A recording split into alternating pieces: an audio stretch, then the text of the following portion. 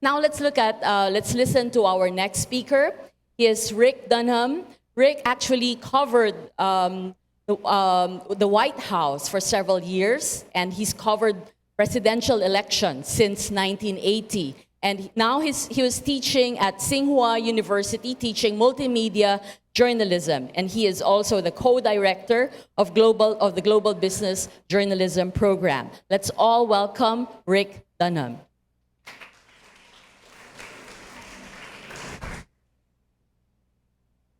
Great, thank you, Chai, and I'm very, very pleased to be here in Tacloban.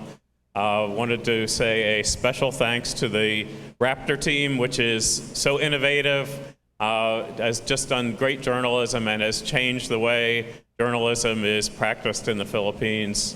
And thanks to Kelly and the Global Center people, the team of us who've come everywhere from 3 continents to be here with you today. I'm going to be pretty practical and talk about how I have covered and how I've organized coverage of natural disasters over the past 3 decades. A little bit about myself to explain who I am. I was a journalist for 35 years. I started out right out of college as a local reporter at the Dallas Times-Herald in Texas. I worked my way up, covered the state capitol, the equivalent of the regional provincial capitals here, and then was sent to Washington, D.C. I worked for Business Week magazine for 15 years, covering the White House, covering policy and political issues, and then I became a bureau chief in Washington for the Houston Chronicle, Texas newspaper, and Hearst newspapers, which is 15 newspapers across the United States, cities like San Francisco, and Houston and San Antonio, Texas. Over the years, I covered disasters and organized coverage of natural disasters from many different perspectives, starting when I was a young reporter in Dallas, covering flooding, flash flooding in an area of Texas called the Texas Hill Country. This was on-the-ground reporting like many of you did here, except the scope of the damage was not nearly as big. But as we heard earlier from Maria, technology was very different in 1978. Maria, I'm not even sure if Maria was around in 1978. She wasn't a reporter then, but to cover to cover the disaster, I had to carry a pencil and a notebook, a flashlight to write my story, and then just like Maria said, I had to find a payphone that was working in the middle of a flood area so that I could call and dictate the story to my desk in Dallas. So that was the way I started with disaster coverage.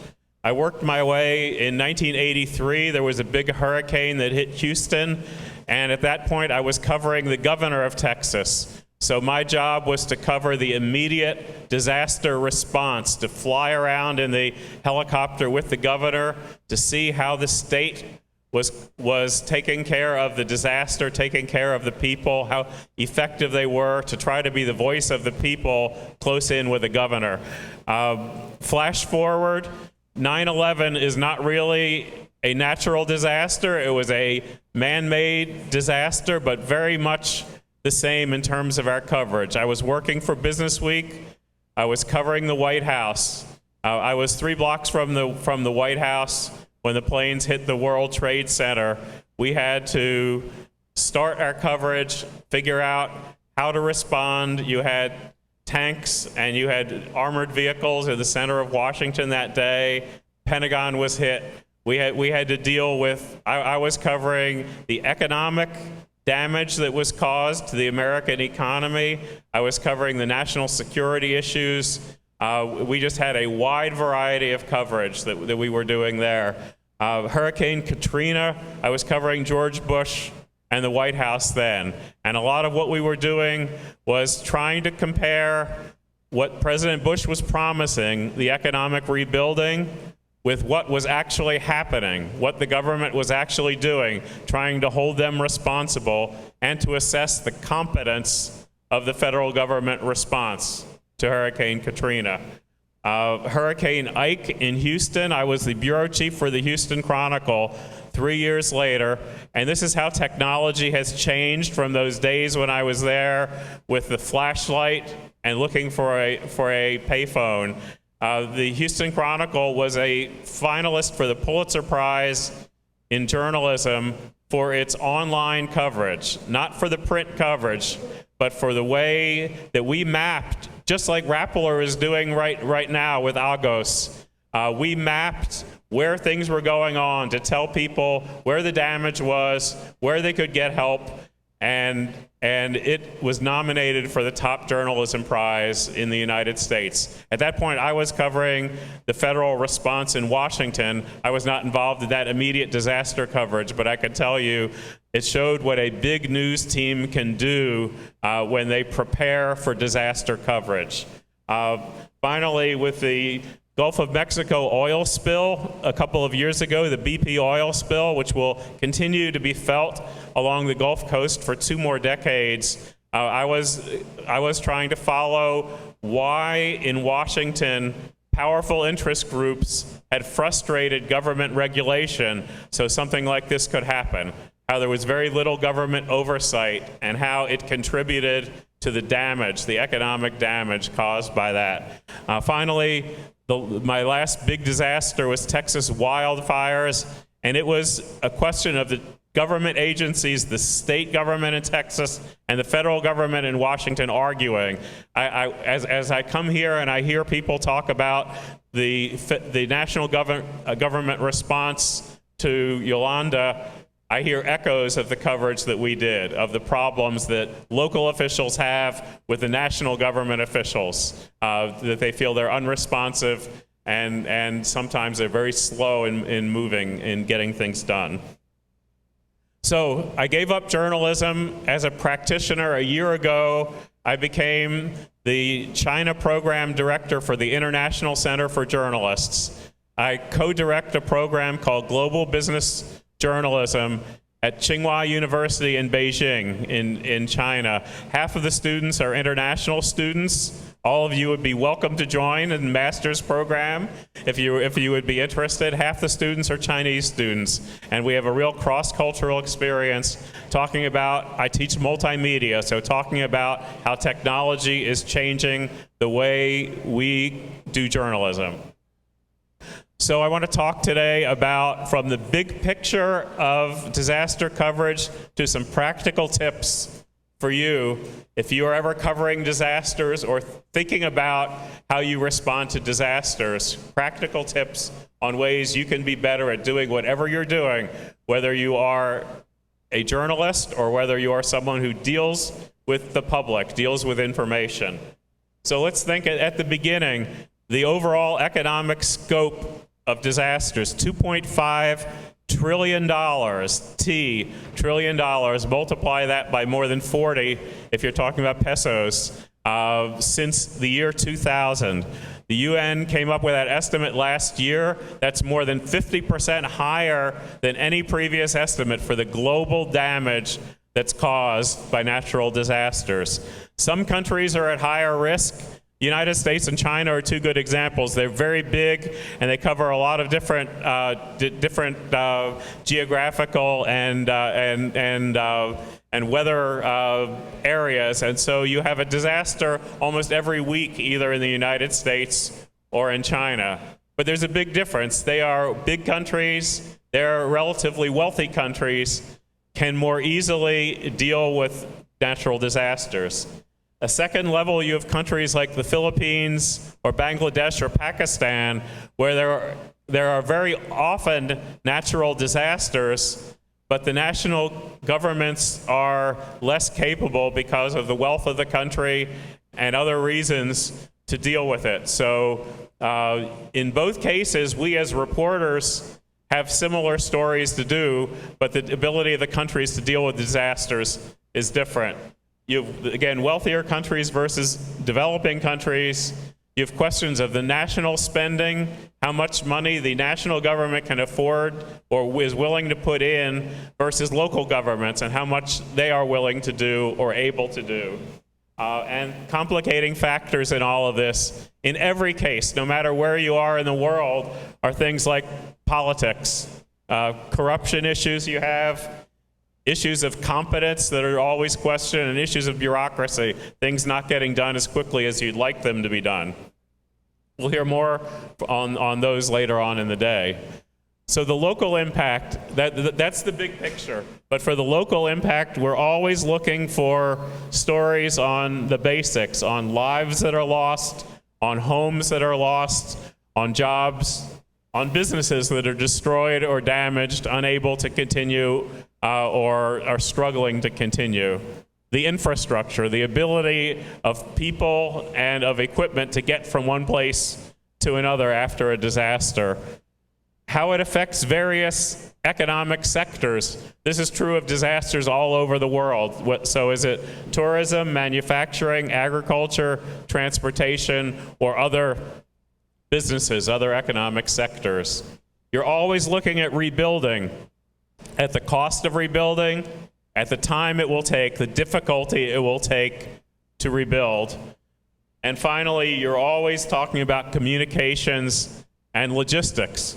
If you're a reporter, this is doubly important because you're not only covering the difficulty of communications for your community, but you're also trying to figure out how do you continue? How do you do your job of informing the public of what's going on in very difficult conditions for communications? So how do you prepare? You're a reporter, you're an NGO, you're a government official. First of all, you have to assess what kind of disaster are we talking about. Some disasters you have no notice: an earthquake, tsunami, tornadoes, flash flooding. Hard to plan for those kinds of things. But then you have some with limited planning: a hurricane, typhoon, flooding, wildfires, volcano, and then you have some where you can do extended flooding, like in Texas with the drought, or California with annual wildfires. So here are some tips for reporters. Number one, you want to have in advance local, regional, and national economic statistics in your hand, so you can later go back and assess. Identify the sectors of the economy most likely to be affected, and have contact information for key people who you will want to contact after the disaster hits. You want to know about business or government economic contingency plans. In Philippines, there are fewer businesses who have those kind of contingency plans, but you want to know what the government plans are before disaster strike, if you can find out from the governments. Lessons learned from past disasters. Here, you're going to have for years talk of what lessons have been learned, and then also what lessons have not been learned. And then evacuation plans. What are the plans? There have been many people killed when evacuation plans become chaotic. So you want to know about evacuation plans, and you want to inform the public. So social media over the last 4 years has become the central challenge of us as reporters. We want to become, as news media, whether we are Rappler, an online-based publication, or a traditional news organization, we want to become an information hub. We don't want the chaos of the internet. We want to be the place, the trusted place people come for information. And what we can do is we can share the publicly available information. We can create a template to share social media information, tweets, Facebook posts, other information, all in one place on our website. And then the thing to remember is that you are the authority. You are authoritative. You're not going to just be spreading rumors. People can trust you. That's the whole idea of it, and that's what you want to do with social media when disaster strikes. So, key, have as much information as possible in as many sources as possible. Telephone, email, social media, contact information for people you may need to find. That's experts, government officials, business community, NGOs. It can be other media and your own staff, of course. And then remember a pencil. You can't rely on your device. You may run out of juice. You may not be able to send the tweet. Remember to have the old pad and pencil with you as well. And develop a disaster coverage plan for your organization. Business continuity. So you think of things like power outages. What are you going to do about emergency power? Long-term loss of electricity if you have to relocate. What are you going to try to do? Telecom outages. What are you going to have in terms of satellite communications? If you lose access to the building, do you have somewhere else where you can go? If your computers or servers are out, do you have something backed up? Do you have access to the cloud? Have you put all of these phone numbers and contact information somewhere else so you can access it? And then the same way, if you are an old newspaper, do you have alternative distribution plans if you can't do it the old-fashioned way? And what do you do if employees are out of the office because they're tending to family, or if worst comes and they're injured and unable to work? How do you do it with half the staff? Okay, Russell Honore was the general who cleaned things up after the early chaos in New Orleans. And he just says, my motto is simple: you should prepare not just when you notice something's headed your way, prepare now. I think that's a good, simple lesson. How to execute during the disaster. You want to have your best case scenario in case you can continue in your normal business operation to being completely dislocated, and be ready to assess quickly and figure out where to go. Have your social media plan ready to implement. As Maria said, crowdsourcing, crowdsourcing, crowdsourcing. You want to take advantage not just of what you and your staff can do, but get information from everybody in the community and people in the national capital or others who have information that you may need. Crowdsource. Curate media, social media posts so you can find the best social media information to spread to your audience. Do your best in your reporting and link to others who are doing the reporting. Again, you want to be the hub that people come to, that people trust for information in time of a disaster. Then you just start generating your stories. I mean, in the olden days of newspapers, you would be thinking the next day. Now we're thinking the next second. But you still have to come up with stories for web, for print, for television. You have pre-planned coverage. You've done your plan. There are common stories that I'll talk about in a minute, and there's quick thinking when things are happening. So stories that are very common: eyewitness accounts, profiles of victims, technical experts explain what has just happened, the science behind it, history lessons from past disasters, charting the path of disaster, multimedia and interactive graphics, timeline of what happened when, social media reaction, the role of social media, heroes, and then something that's very important is if there are false reports out there, if there are rumors that are being spread that are not true, you can debunk them. You can write stories that explain that they are wrong and let people know what the reality is. So aftermath, you want to look at the economic impact. Local businesses affected, the ability of the businesses to get up and running, the impact on your local job market, how employed or displaced workers are dealing with it, and the need for reconstruction workers, or just some ideas. You also want to do mapping if you have the technological capability to see what's going on. After the tsunami in Japan a couple of years ago, there was excellent mapping technology where you could zero in on each community and find out what was wrong, what the damage was in each community along the coast.